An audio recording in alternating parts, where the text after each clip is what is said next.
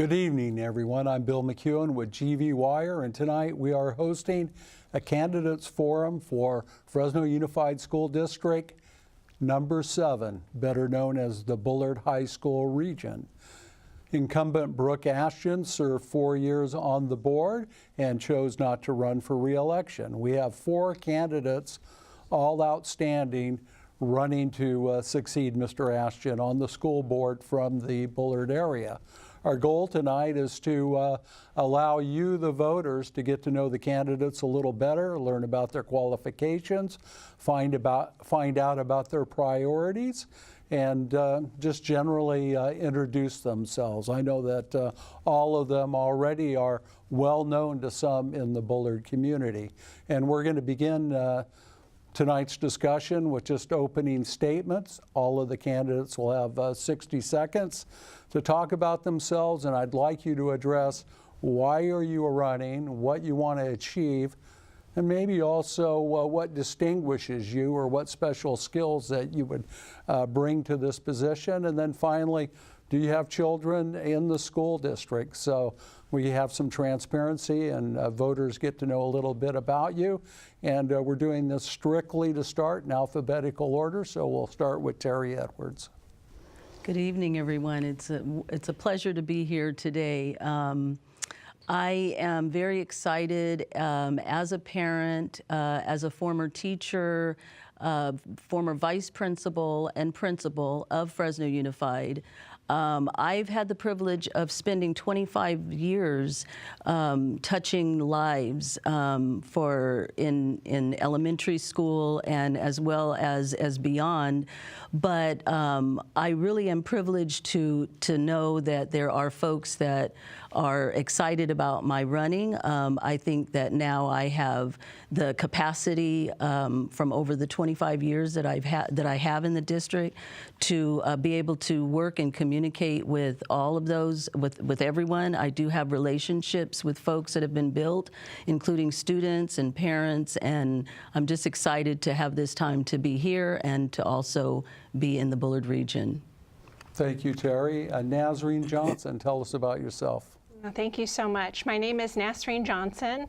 I'm running in the Bullard region, and I grew up going to Bullard region schools. I moved here when I was 7 years old, and I attended Fresno City College, Fresno Pacific. I have 2 degrees in business, MBA and a bachelor's in business management. And I have 2 kids enrolled in Fresno Unified Schools. And so what I hope to bring is the parent voice to the board. One of the things that concerns me and I'd love to improve is our academic achievement. You know, our kids are in school to learn so that they can achieve great things as adults, and I want to make sure we're providing them every opportunity to be their best students.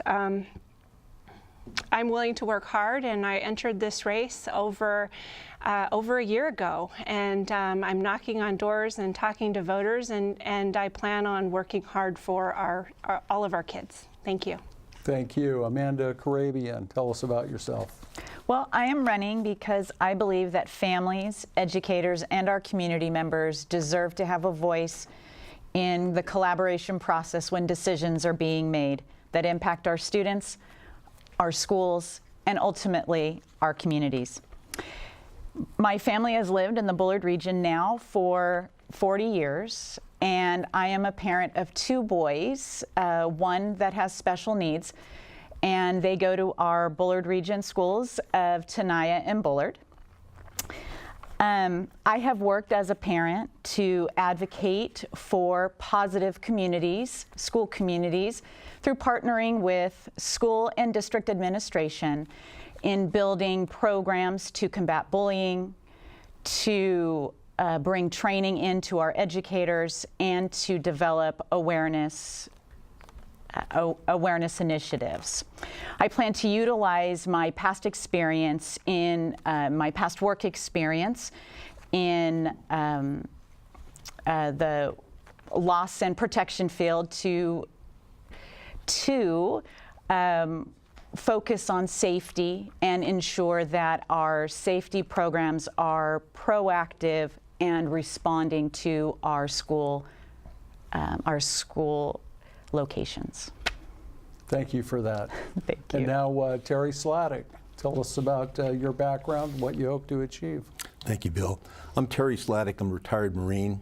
I moved here to Fresno in 1990, picked Fresno as the place I wanted to get married and raise a family, and have had 4 children since that time, all of whom, this is my 19th consecutive year of having my kids attend Northwest Fresno schools, Malactnaya, and currently Bullard.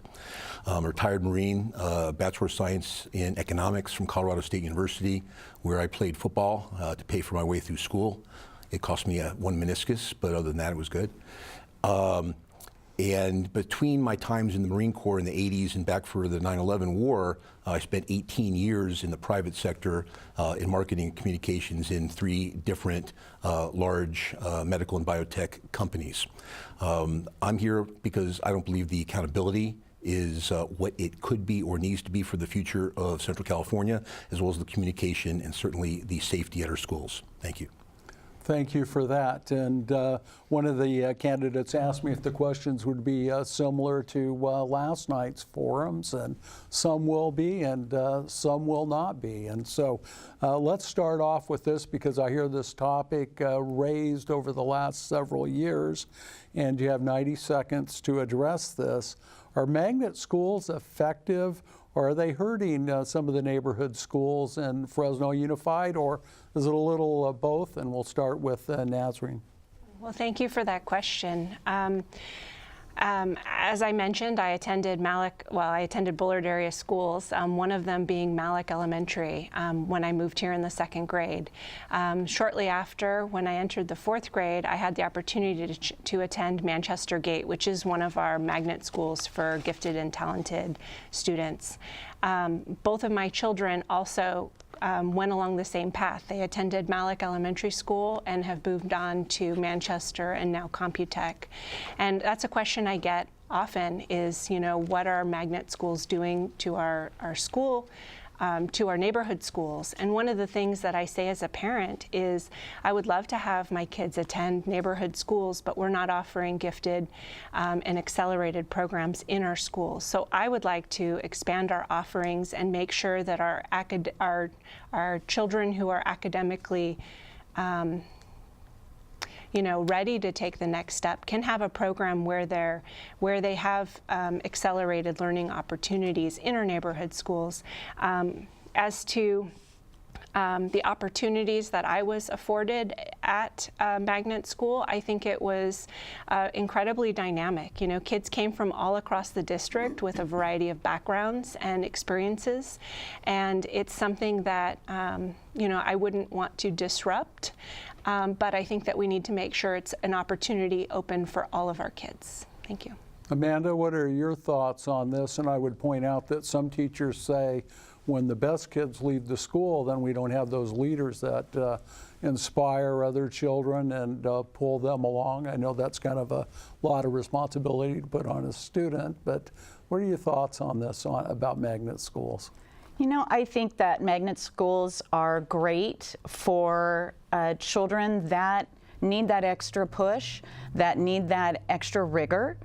But I know for my son, and I would like to see him have opportunities within his own home school, have a little more choice. It always makes me a little bit sad when we have our neighborhood kids having to leave our neighborhood to have to get on a bus and travel across town to another area. And I'd really like to see that opportunity brought into our region in some fashion, so that we can have our students have options. It sometimes feels with the magnet schools that children are placed in a situation where decisions are all or nothing, and they can't take a little bit of those accelerated classes and maybe, try something else. I'd like to see a lot more choice for our students in that way. Thank you. Jerry, what do you think about that? Well, it's a double-edged, can be looked at in multiple ways, Bill. And it can be argued that they are outstanding, and all the points that have been made, that they do take away the best.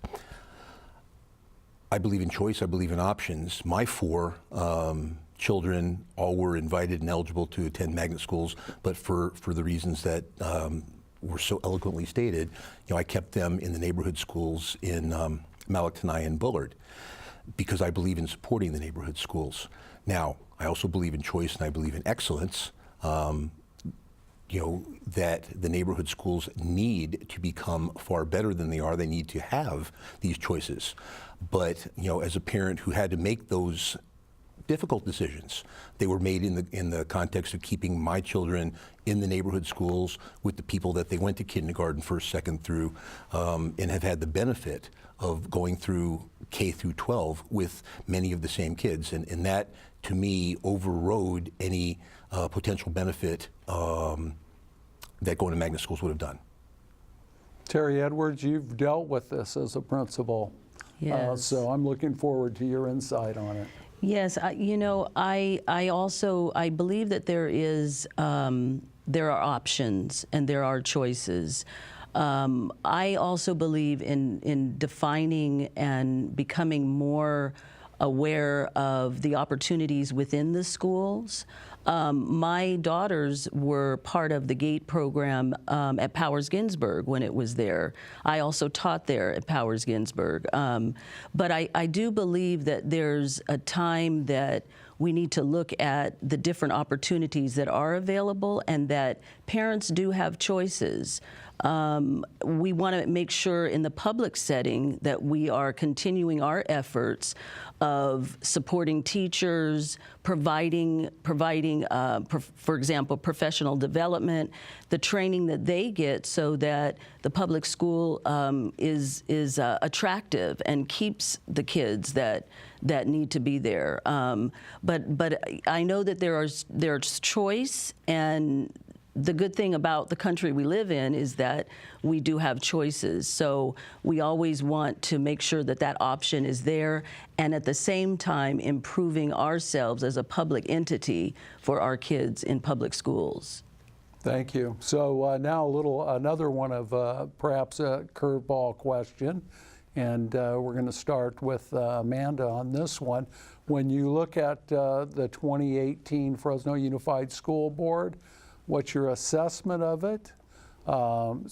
Is it too politicized? Is politics just a fact of the matter? And then how do you see yourself serving if you win this election? Are you a collaborator, a team player? Are you going to go on that board to try and be president as soon as you can and drive the train? I think that the voters would like to get a feel from each of you about what you see your role might be. Well, that's a great question. I in my campaign, I've actually come out and said that I am endorsement neutral, which basically means that I am not aligning myself with any organization, nonprofits that are asking me to sign pledges or perhaps put their choices, their voices ahead of the voices of my constituents. So with that being said, I really would like to see the politics that are, I feel, occurring on the board. I think that those politics are happening because I think for a long time there are a lot of organizations that have felt unheard and have felt that they needed to work directly and individually with board members so that they could be heard. I think that anytime politics enters into anything, it really kind of muddies the waters.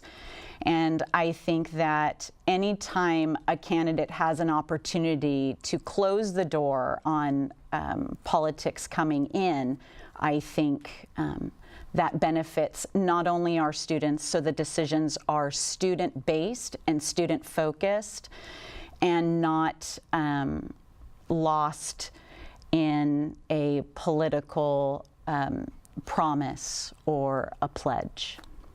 Thank you. Terry, you've been with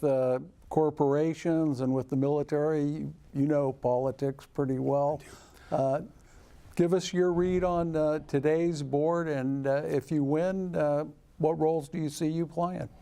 Well, Bill, I believe that the board is very political, but that shouldn't surprise anybody when we're looking at a billion-plus entity. When dollars are at stake, people, will become what they are to achieve what they want, their own personal agendas. I believe that a rising tide lifts all boats. Philosophically, it's a personal philosophy of mine. You make other people around you better. People far wiser than I have maintained that the best thing that a leader can do is surround himself with people far smarter than he. So I've always figured out a way to do that, to make myself better by being around A players. Yes, it is political. Yes, the dollars are big. I grew up in the Marine Corps starting in the 80s and then out and then back in, and most people regard that as probably the finest leadership development organization in existence. But it's not do as I say. If anybody thinks that when you're leading Marines in Iraq or Afghanistan, you tell them what to do that will put their life in jeopardy, that's absolutely not true. I believe that when I'm on the board, it will be building consensus, and it will be having everyone come to an agreement on what is the best way to lift all the boats with the tide. Thank you. Thank you.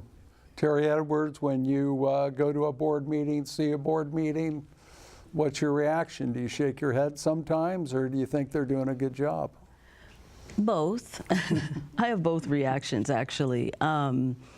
I think, though, that when adults in the building maybe have differences or appear to not get along or whatever the issues are, our kids suffer.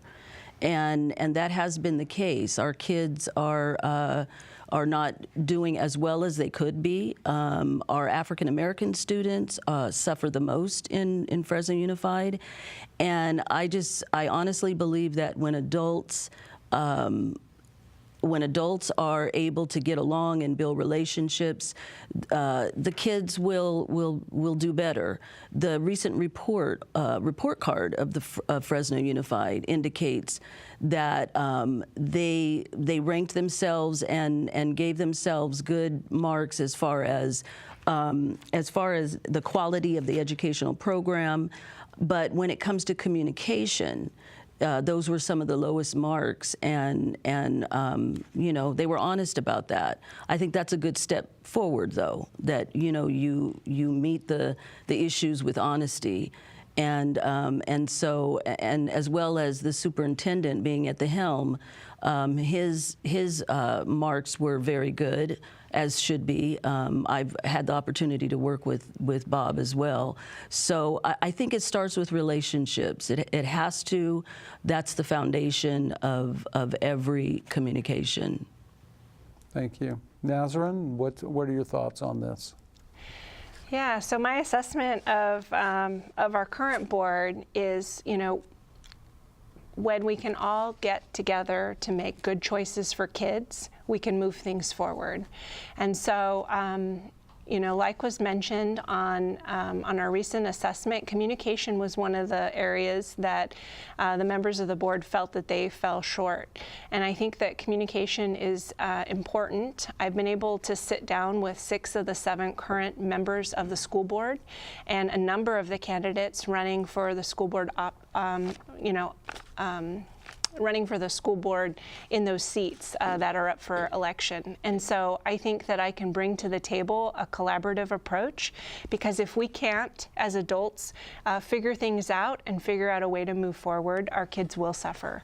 And, I believe that everyone can be collaborated with, and that if we all come with the focus being on what's best for our kids, then we'll be successful as a board. Thank you for that. So what a lot of people want to know is, if you're elected to this board, will you try to raise my taxes? That's just a fact of life, and it's also a fact that to avert a teacher strike, that one of the conditions in the contract was that the Fresno Unified, the board, would consider a parcel tax. And the parcel tax, critics say it's very regressive. It's not based on value. It's just a flat tax, property $75 a year, $100 a year. And what is talked about is that the money would go towards class size reduction and educational things, not capital projects. So Terry Sladek, let's start with you. What are your thoughts about a parcel tax? Well, if the voters believe in a parcel tax, I support it because of the voters speak, and I believe in that. If it in fact does come to fruition, the concept of what could be done with it within the district bears a lot of interesting fruit, that discussion. But again, the board is not going to impose the tax. The board would support it, endorse it, et cetera. But it ultimately comes down to the taxpayer on the street to give it a thumbs up or thumbs down. Now, if it is in fact passed, it does lend some options to achieving the things that we all believe. Now, that also comes to how is the board going to reach a consensus on what needs to be prioritized to be used with that. I have my own ideas. I'm sure the other candidates do also. If this is the time to get into those, happy to do so. But in terms of supporting it, I'm somewhat neutral on it and would not say that the board should endorse it flatly. I simply say that it would allow us to do certain things, and if the taxpayers so grant it, then we'll have those discussions. Thank you. Thank you. Terry Edwards, you smiled when I raised parcel tax, so explain that smile.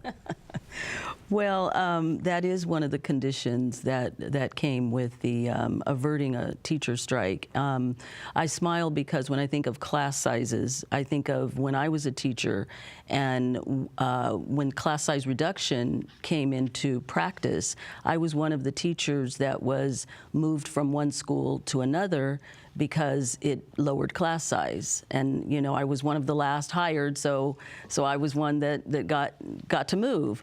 But it was a great move. That's when I went to Powers Ginsburg, and that's when I noticed how important it was to have smaller class sizes. I came from a class of about 35 at one school and then went down to like 22, I think.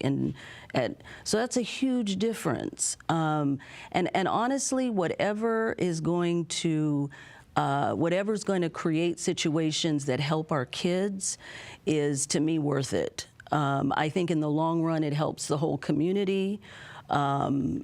Everybody is happier. Everyone's able to understand the needs of our students when we do have issues like that.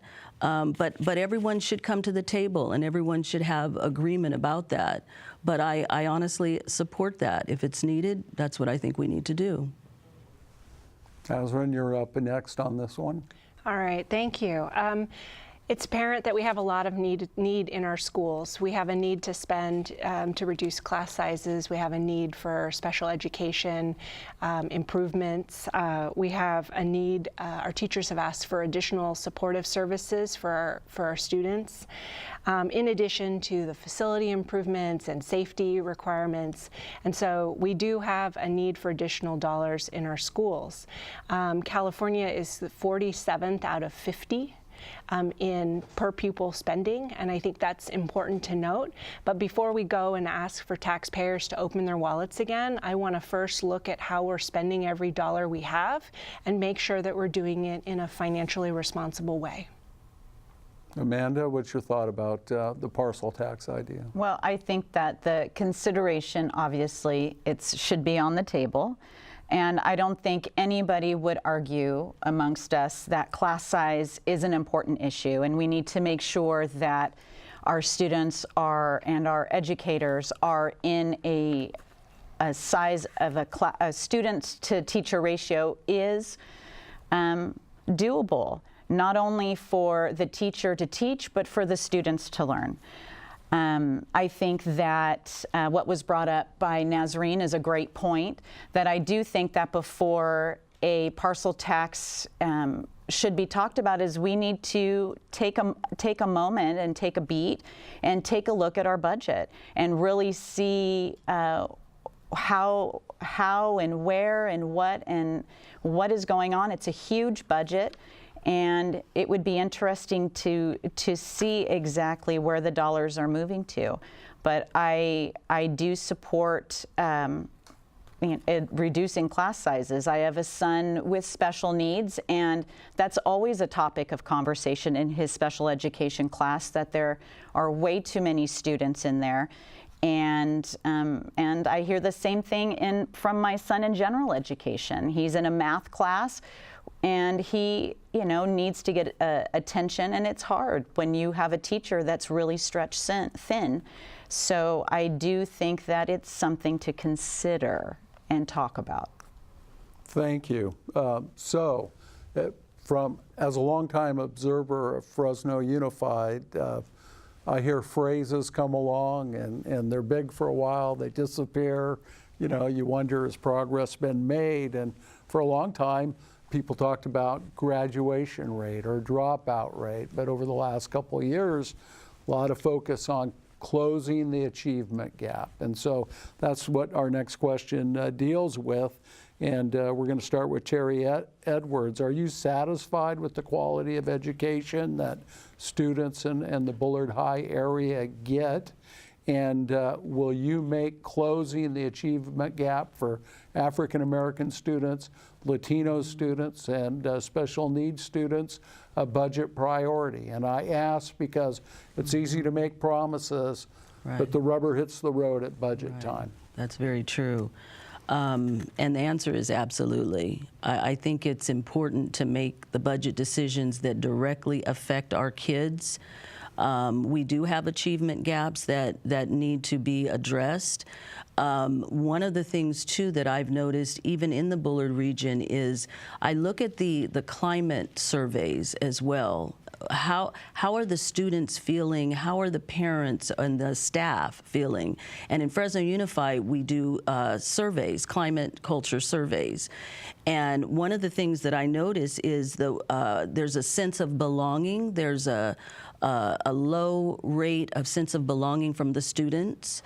There's also the parents, they want to have tools to help their child do homework. They want to, have more tools that way. And then staff, I noticed in a couple of schools, the same low rate on school emphasizing teaching lessons that are important to students or that are relevant to them. This day and age, it has to be relevant to students.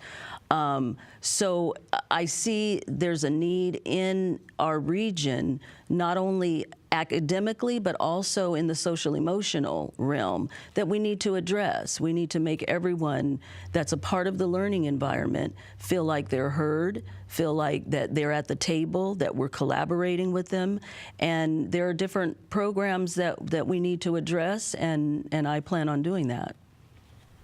Nazarene, how's education in the Bullard district, and are you committed to closing the achievement gap at budget time?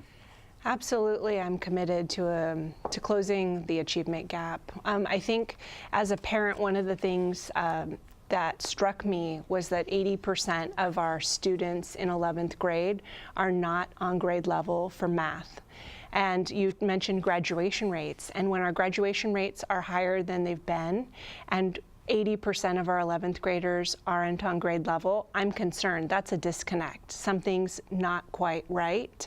And I think it goes beyond just our students that are African American, Latino, and special ed, like you'd mentioned.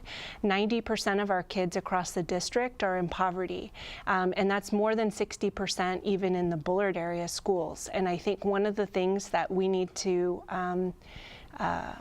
address is the social emotional supports on campus that have been asked for by our teachers. I think we need to seriously look at addressing our students' needs so that they can do their best in the classroom and learn the things that we're trying to teach them.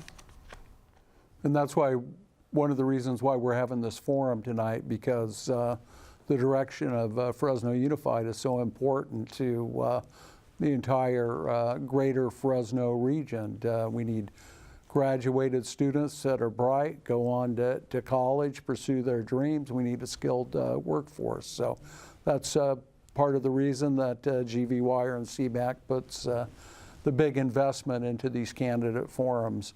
Amanda, what's your assessment of education in the Bullard region and your thoughts on closing the achievement gap? Well, I have to tell you that when I decided to run and I really started to research some of the data points and really kind of diving in on the information, I was actually quite surprised. We in our region that our seniors that graduated in 2018, just this last June, 80% of them didn't meet math standards. More than 50% didn't meet English language arts standards. I was completely taken back by that. But as I started to look back at the middle schools and the elementary schools, you can really start to see where the problems are stemming from.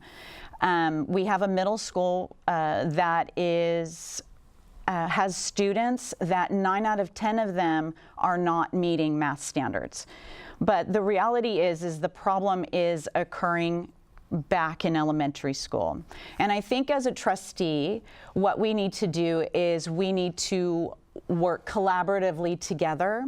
But I also think that we need to create a culture of accountability and transparency for not only the betterment of our students, but our families. Families need to know exactly what their students and how their students are doing, how their school is doing.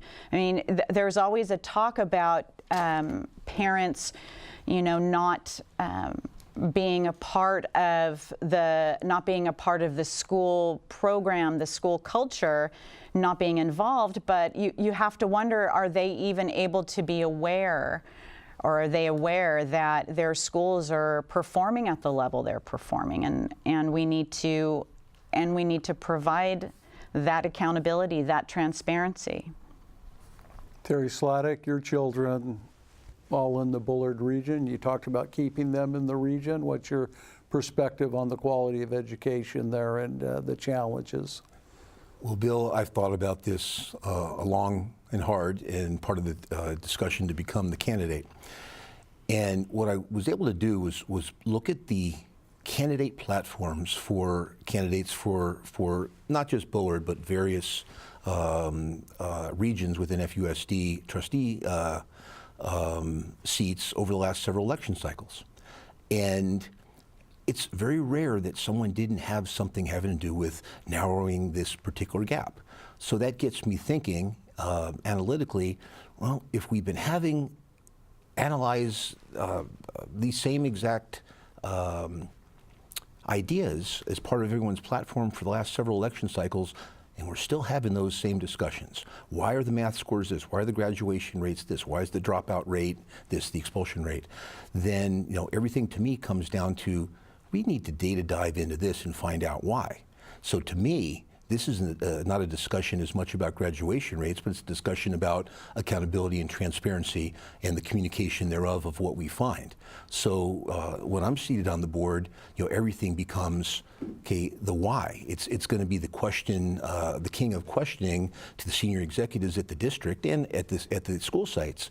Why is this? And who made this decision and what was behind it? That is how I plan to achieve these things. Thank you. Thank you. So voters in 2016 approved Measure X. That was $225 million in bond financing for capital projects. We want to find out how much you know about Measure X and where you think the money should go for the Bullard District. And Nazrin, you're up first on this one. Well, thank you. Well, Measure X was passed, and it was passed even with support in the Bullard region. I know there was some doubt there as to whether or not voters in the Northwest Fresno would support the measure, and they did. And they did by not a huge margin, but they were supportive. I know that our dollars from Measure X haven't been spent down yet, and so very little has been spent so far. Very little has been spent down so far, and so I'm anxious to see where those dollars will be allocated and what types of capital projects we can do for our schools. I know a number of improvements have been presented, and some are moving forward, and I'm excited to have some say in the decision of where we're spending those dollars to make sure that we're spending them in ways that'll positively impact our kids across the district. Amanda, same question for you. Looking for some specifics here. Are there certain things you think that Bullard needs, glaring problems, the Bullard area? You know what, I as a trustee, I really believe that it's our role to really engage our constituents, engage the voters. One of my goals that I have put forth is to have meetings at individual school sites to really get a pulse and an understanding of the positives, the challenges that those individual school sites are having. I think that one of the biggest challenges as a trustee is that you're there and you're asked to make decisions, and if you don't have all the information, how are you able to make a really great decision? And as far as Measure X, I think what I think would be great is to get additional public input as far as what are the projects they would like to see in their school? What things could be improved? I know that the Bullard region has done some improvements to the Rataw High School, the special needs high school, which has been fantastic. If you had the opportunity to see the before and the after, it has been amazing. So I think it's been a great thing. But I do think that we need to engage our communities and find out really what they feel is necessary for our region and our schools. Terry, Fresno Unified has a stated policy right now of worst first, meaning the worst situations in regards to facilities get addressed first around the district. Have you taken a look at Measure X and assessed the needs for the Bullard region? And I have, Bill, and the first thing that jumps out at me, having sat in on some board meetings on this topic, is I want to know what the definition of worst is. And no one has yet given me a cogent explanation of this. Is worst simply age? Is worst simply that this roof has dry rot? I'm not satisfied that there is inspections going on. For instance, there's a new roof at Fresno High School that has now been prioritized over other projects because it was found to have dry rot due to swamp coolers on top of it that, as I'm understanding it, were not being inspected on any regular basis, which then caused the dry rot. So this is now leapt Fresno High's gym project over other projects. But that glares at me as, well, who was inspecting roofs, and was the Fresno gym project simply a matter of the cornerstone of that gym was laid at this point? So it comes back to my previous comments on transparency and accountability, is what is the definition of worst? I don't know. Is it the age? Is it the inspection parameters by such and such a study? What I do know is that the current Board of Trustees does not have a building plan. They have a worst to first plan at this point in front of them, but they do not have a building plan. Much to their chagrin, it has never been presented to them by the building division of Fresno Unified, and that will change once I'm on the board. Thank you. Thank you. Terry Edwards, you've been through several bonds, have a lot of experience with this. What are your insights? Yes, I've actually been one of the teachers years ago that had to go into portables because of building the school. And so I know what that feels like on both ends.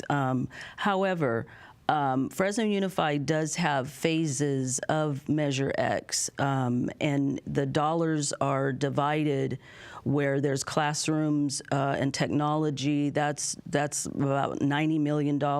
Facilities for CTE.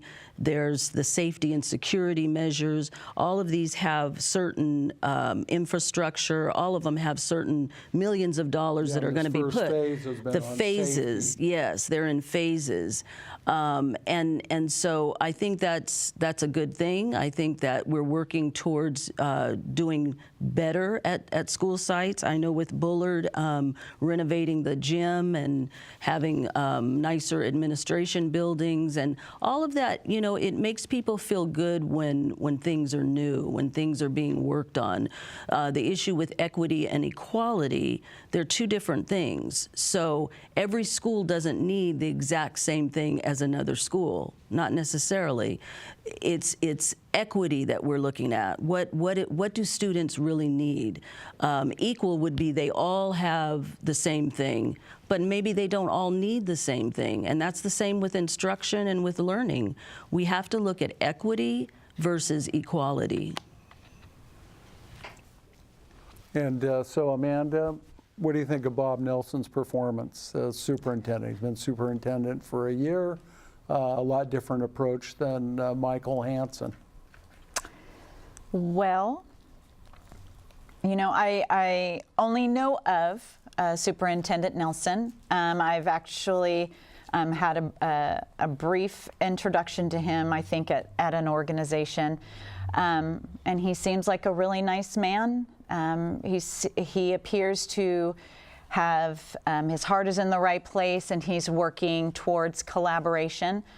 And from what I can see, and of course I am seeing what everybody else is seeing, he seems to be doing a really good job, and I hope that that continues. I hope that the plans and the ideas that he talks about come to fruition. I hope that the conversations about improvements and equity come to a place where we all get to see the plan of how we're going to get there, not just the promise that we will. But I think he's doing a good job. I don't have any reason to think otherwise at this point. Thank you. Terry? Well, Bill, I've had a chance to sit down with Superintendent Nelson in his office to discuss school safety, because it's something I believe in sincerely, and there have been issues at Bullard High School that concern me greatly. I believe that, you know, him being relatively new, I believe in the honeymoon period. So he's figuring out where the bathroom is and things like that right now. And so he did get a very good review from the current Board of Trustees. And I believe that he should have the benefit of the doubt to the new guy, if you will.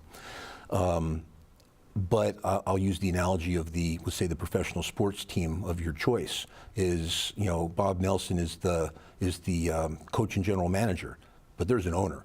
Okay, that's the taxpayers and the board, the elected officials. And, you know, just like when a new coach and general manager comes in on a professional sports team, they're not going to wait forever for results. I don't sense, and again, I believe Mr. Nelson is an outstanding human being, but I want to see results sooner than later.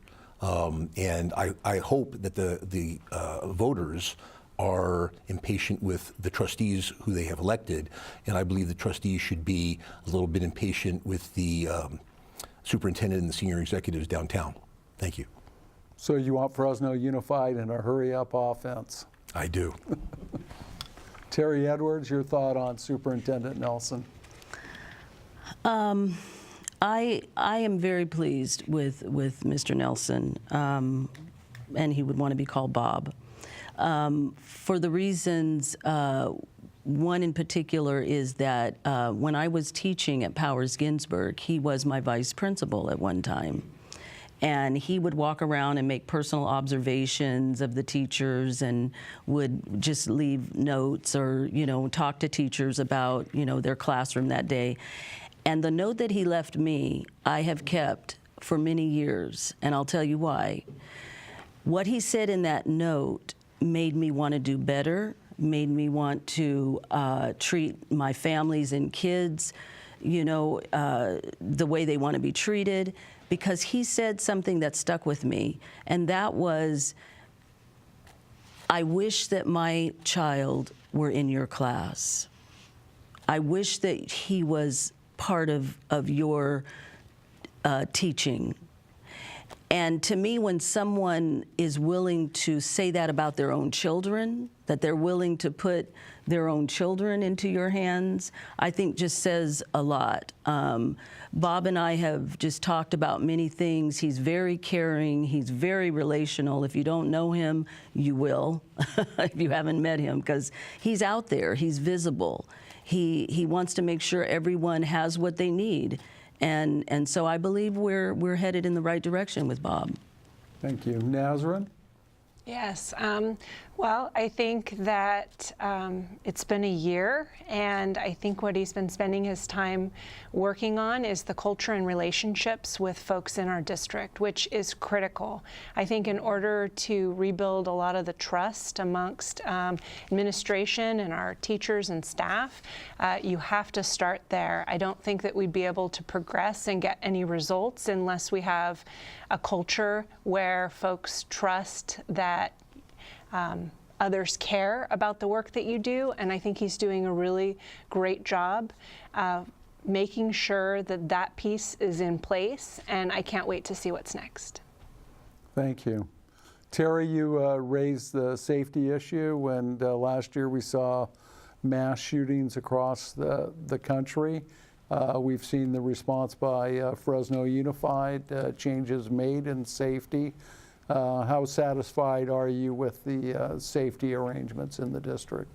Well, Bill, frankly, I'm not. And that's what drove me to sit down with Superintendent Nelson. A situation occurred on the campus of Bullard in October of 17 that resulted in a student being expelled for making a death threat against one of my children. And that's how I got my audience with Mr. Nelson. Subsequent discussions with he and David Chavez as chief of staff have revealed, as well as the principal at Bullard, that nothing substantive has changed since October of 2017. Yes, they did a small active shooter training, which they don't even call active shooter training anymore, for staff. But as many people are aware, Bullard High School underwent an inspection sometime earlier this year that revealed that it is not up to standard in terms of the number of entry points on campus, which is a critical part of safety and security. It exceeds it by hundreds of %, and that's something that needs to be looked at. You know, there is the shot spotter gunfire detector aspect that's been employed in most of Fresno, but quite notably, there's not a shot spotter device anywhere within 3 miles of Bullard High School. And as I said to both the mayor and the superintendent of the schools, if you look at Parkland in Florida and you look at Columbine in Colorado, what school in FUSD do they most closely resemble? And they both, of course, knew exactly the answer was Bullard. Thank you. So, and for the rest of you, I want you to answer this question, but also tell the audience whether you think that what Fresno Unified spends on Shot Spotter is worthwhile, and if you think the technology is a good approach for the district. And Terry, you're up next on this safety issue. I don't know that you can ever do enough for safety. Students and families need to feel safe wherever they are, in every learning environment and at every school. They need to feel safe, or you can't really learn if you don't feel safe. I just know that there are things that you have to keep doing. You have to keep making sure that you are putting things in the budget, for example, to ensure that there are safety measures. Shot spotter is one, but I think there should be so much more. One of the recent trainings that we got as leaders, district leaders, was the active assailant training. And it's a start. It's something that since I've been in the district, I have not had that training before, but it's needed. You know, it depends on the seasons that we're in. You know, you have to do new and better things. There are times when kids are, and there's isolated cases when things happen that need to be addressed because they can become bigger issues if they don't get addressed. And it can be district-wide. So it is important that we continue looking for ways and continue collaborating with those that can provide safety for our schools so that we ensure that we continue to have a safe environment for everyone on campus. Nazarene, you have children in Fresno Unified. When they go off to school every day, do you have thoughts about safety in the district? I do have thoughts about safety, and I want to expand the word safety to all aspects. My youngest daughter, who's in 6th grade, was in a school bus accident a couple of weeks ago. I think it's critical to make sure that our staff are well trained for all types of scenarios. You specifically asked about ShotSpotter, and I know that the district, spends quite a bit of money on making sure that that technology covers part of our schools. And while that might be something that as a community we decide to spend our money, that is only helpful after shots are fired. So one of the things that I think we need to do is make sure that we're collaborating throughout the process and making sure we have a lot of seats at the table, because I think that keeping our kids safe on campus is something that the school district isn't the only one tasked with. Those are all of our kids, and we need to make sure that they feel safe. And if that means additional securities around campus, if that means mental health access to our community, I think those are important as well. Sounds like so far from the candidates I'm hearing it's been too top-down driven, and maybe the response has been kind of like, let's make it better, not let's go all the way. That's what I'm hearing. Amanda, what are your thoughts on this? Well, I have safety, I had done safety and protection in my background, so it's always in the back of my mind when I'm sending my children to school, when I'm dropping them off, when I'm seeing them walk in, when I'm seeing, who's checking, who's coming in, and those types of things. What I happened to find out was that some of our safety protocols have not really been catered to the specific students, the specific school environments. And there was a situation where they were doing drills, shooter drills, all those scary things that no parent wants to think about. But in this particular school, they weren't helping students in different classes, meaning for younger students, the program wasn't catered to how do we help the students, how do we help the teachers. In the special education area, they weren't catering to the different needs of the children in the classroom, and really placing a lot of people in danger. And I think that what we need to do is we need to bring a lot of people to the table. We need to make sure that we have people collaborating and communicating and educating. I think there is a lot of putting the protocols and procedures out and not a lot of explaining what to do, how to do it, and the best procedures to do it. Thank you. And so now we're to that portion of the forum where you get the last word on trying to reach voters and convince them to mark next to your name on the ballot, whether it's vote by mail or in the booth on November 6th. For our viewers, just a reminder, the Fresno County voter guide should be going out on October 3rd, which is not that far away. You can start your vote by mail balloting on October 8th and every day right up to that. And now let's go to our closing statements, and we'll start with Terry Edwards, and you have 60 seconds to convince Bullard area voters.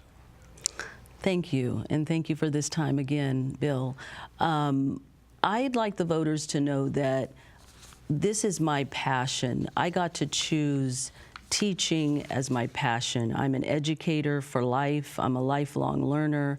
I love what I do, and I will continue to do that. So knowing that and knowing the years that I've been in Fresno Unified as a student myself, so I often call myself, I often say it's from the classroom to the boardroom. Because I believe that we're able to do that as students.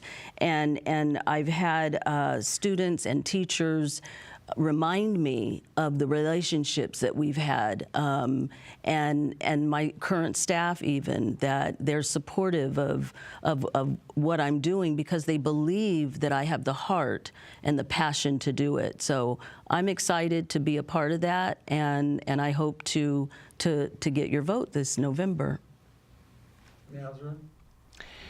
Thank you. Well, I want voters to know that I'm committed to serving our kids. I think that is what our schools, our school board needs to be doing, making sure that our kids have every educational opportunity available to them. One of the things that I believe in is that education is a great equalizer.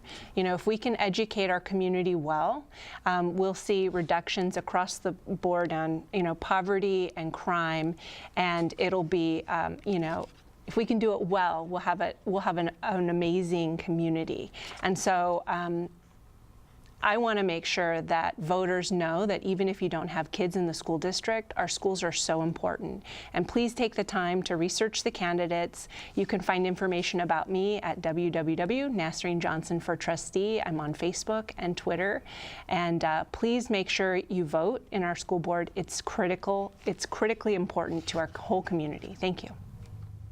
Amanda Karabian. Thank you to GV Wire and CMAC for this opportunity this evening. I want everybody watching to leave here remembering three things about me.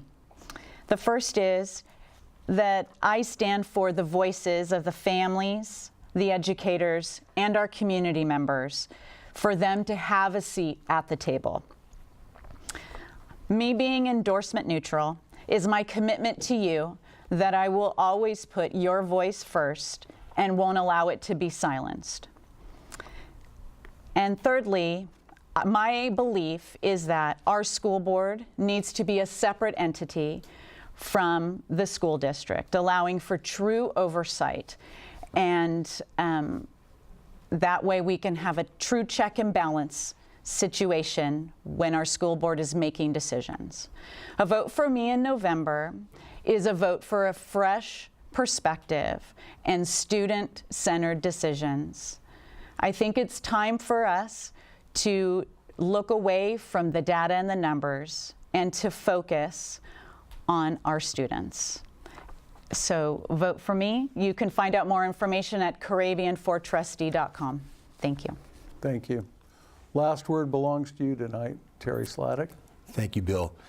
I'd like the voters of Northwest Fresno, many hundreds of whom know me and many thousands of whom know my wife and children, that, you know, I grew up on going to schools in New Jersey, Northern California, Florida, Southern California, university in Colorado, bringing a incredibly wide understanding of the educational process around the country, what can be good, what is not necessarily as good as it could be.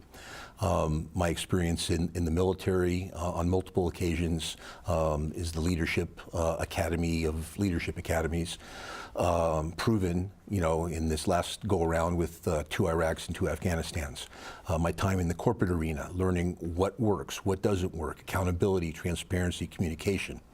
I want the voters of Northwest Fresno to understand that that's the diversity of stuff that I will bring to this party to get Central California the things that it needs for the future. Thank you. And so we began this forum, or I began it by saying we had 4 outstanding candidates running in the Bullard High area. Excuse me. Doing pretty good until then, huh? And I think that the discussion here has proven that. At this point, I'd like to thank everybody at CMAC, especially Brian Harley and Jerry Lee.